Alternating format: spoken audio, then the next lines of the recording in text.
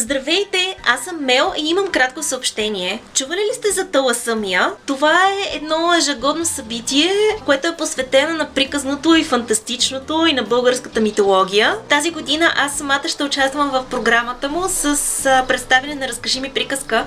Ако случайно имате път през Старозагорски минерални бани тази събота на 23 юни, аз ще бъда в хотел Родопи и ще представям Разкажи ми приказка от 12:30 на обяд. Ще ми бъде супер приятно да се видим, да ви разкажа малко повече за Разкажи ми приказка и разбира се, ако искате да се здобиете с копие или с подпис. А ако дойдете по-рано на събитието, ще имате възможност да се насладите и на останалата част от програмата, която също е много интересна. Аз лично със сигурност ще се включа в работилницата на Една, с която винаги е супер приятно да се работи и да се твори. И също така ще гледам лекцията на Елена Павлова, която е точно преди мен в 12 часа. Тя наскоро издаде новата си книга Камен и пиратите от 5Г. С тази книга с нетърпение чакам да се здобия.